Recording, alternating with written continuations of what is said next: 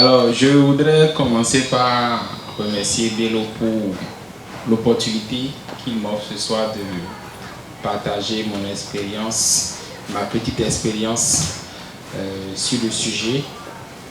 Ça fait pratiquement 2 ans que je m'intéresse à l'UX. Et il faut entendre par UX, User Experience. Donc, en français, expérience utilisateur. Je vais aborder le sujet en 3 points. Dans le premier point, nous allons voir les différentes étapes de conception de sites web centrés User Experience. Ok? Dans le deuxième point, nous allons voir un cas particulier, un cas précis, le cas du site web de OpenSI. OpenSI, c'est une entreprise de développement d'applications mobiles, mais également web service. Troisième point, nous allons voir comment est-ce que on fait une intégration de thème WordPress. Comment est-ce que ça se passe? On va voir ça en dernier point. Alors, donc, premier point, donc, étape de conception de site web centré UX.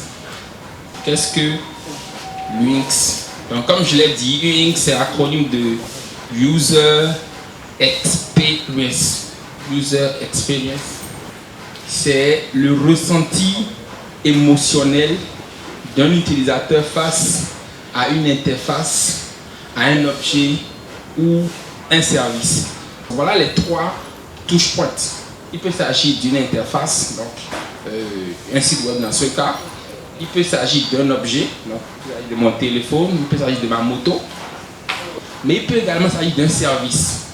D'accord? Donc c'est le ressenti émotionnel de la personne pendant qu'il est devant l'interface, pendant qu'il est en train d'utiliser l'objet ou pendant qu'il est en train de consommer un service.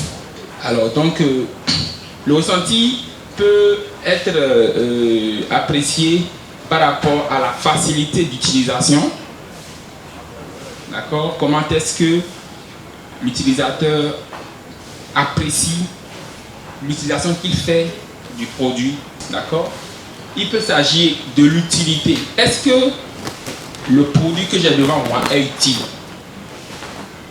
Est-ce que le site web que je suis en train de visiter est utile? Ok?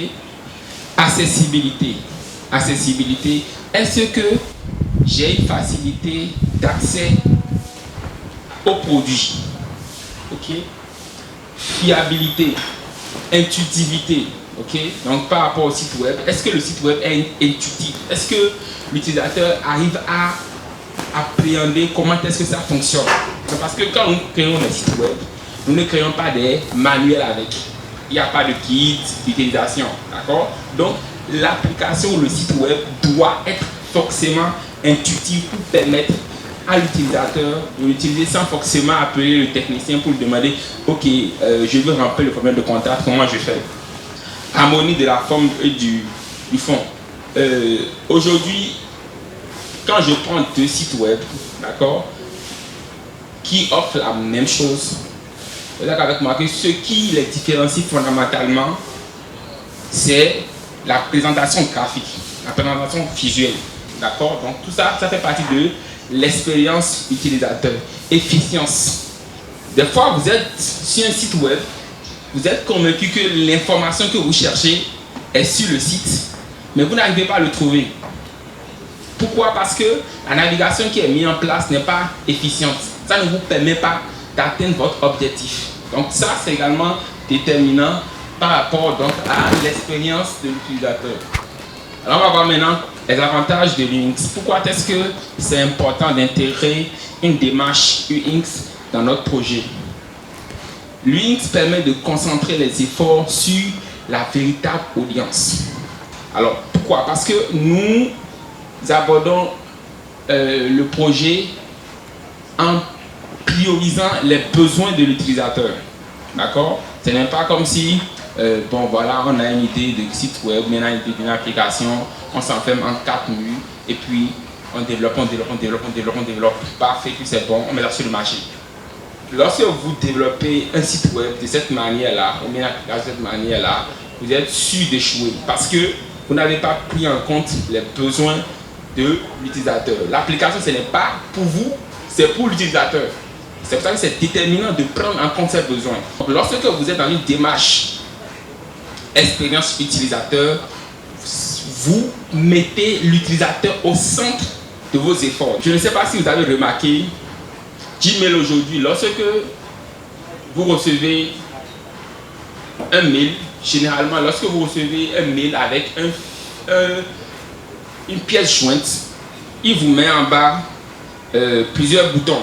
Un bouton bien reçu, un bouton merci et puis un autre bouton. Donc en fait il anticipe sur la réponse que vous avez envie de donner. D'accord? Donc il se dit ok, il a reçu un fichier, il va vouloir dire merci à la personne, il va vouloir dire ok, j'ai bien reçu. D'accord? Donc on anticipe sur les besoins de l'utilisateur lorsqu'on est dans une démarche UX. Donc voilà un peu les avantages que vous avez à aborder votre projet web en intégrant donc une démarche expérience utilisateur. Ok?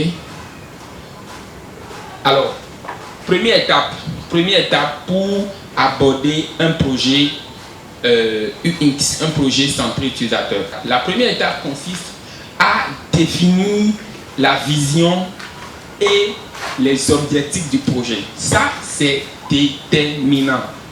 Tant que vous ne savez pas pourquoi vous voulez créer le site web, c'est ça qu'il s'agit.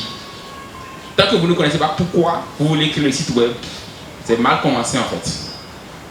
Donc c'est très important de vous rassurer que le client sait pourquoi il veut créer le site web. Ok? Après, on définit les objectifs. D'accord? Donc les objectifs du projet. Et enfin, les éléments de mesure de la qualité des objectifs. Donc comment est-ce que à la fin du projet, je peux apprécier les objectifs que j'ai atteints. D'accord? Donc on définit des mesures de qualité. Deuxième étape, c'est ce que j'appelle le benchmarking. Le benchmarking, alors le benchmarking consiste tout simplement à faire le tour, à explorer des sites web qui font la même chose que vous. Donc ça vous permet de voir tout ce que vous pouvez faire, toutes les fonctionnalités que vous pouvez intégrer dans votre projet. D'accord? C'est déterminant, je vous rassure. Déterminant. Donc deuxième étape, le benchmarking. Étape 3 maintenant. Qui sont nos utilisateurs? Très important également. Dans des cas vraiment précis, vous allez peut-être avoir besoin d'identifier l'âge de la personne. Situation professionnelle. Trait de caractère. Ça peut être également important. Est-ce que la personne, quel est son trait de caractère? Quelqu'un qui est chef d'entreprise et quelqu'un qui est étudiant, ils n'ont pas les mêmes traits de caractère. Les besoins objectifs, que veut-il accomplir? Expérience d'utilisateur avec les sites web, très important. Tout le monde n'a pas la même habitude avec le web. Il y a des gens qui sont accros au web, qui passent toute leur journée sur Internet. Pendant que dans le même temps, il y a des gens qui vont sur Internet une fois par semaine, une fois par mois. Et à chaque fois qu'ils vont sur Internet, c'est parce que le patron leur demande de faire quelque chose.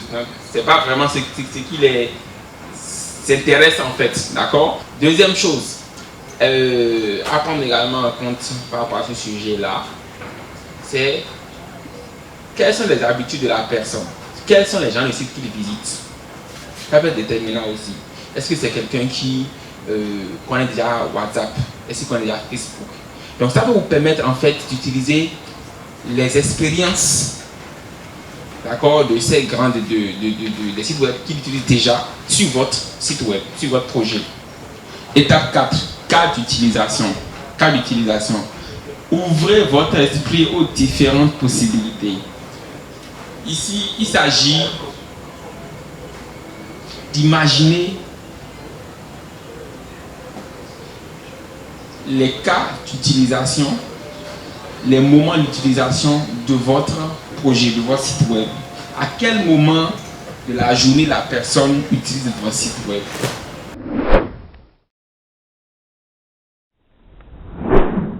je dois avoir mon site web, d'accord, fonctionnel. Fonctionnel en termes de création des pages, d'accord, avant de passer à l'intégration. Donc, avant d'aller chercher PHP au niveau de WordPress.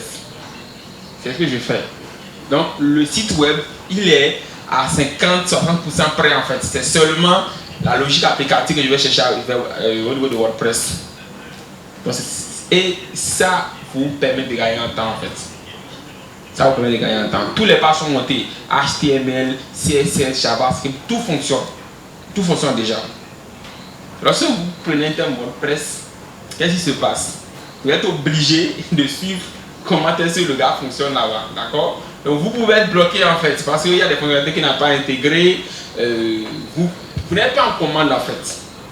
Donc je vais vous encourager à réellement aller à cette étape-là de WordPress, la création du thème WordPress. D'accord? Parce que sur de vrais projets, vous allez devoir passer les étapes là. Et à aucun niveau, j'ai dit, allez chercher des thèmes WordPress. D'accord? Donc, si vous voulez gagner de l'argent, vous devez absolument penser désormais à créer des thèmes WordPress. Ça va vous faciliter la vie et ça va vous rendre meilleur dans votre démarche en fait, dans votre carrière. Merci monsieur Lokosu. Moi, ma question est la suivante. Est-ce que l'intégration de Luis s'applique aussi aux autres frameworks, Change, Joomla, Shindo et autres? Bien sûr. Pourquoi? Pour la simple raison que la démarche UX n'est pas une démarche orientée technologie.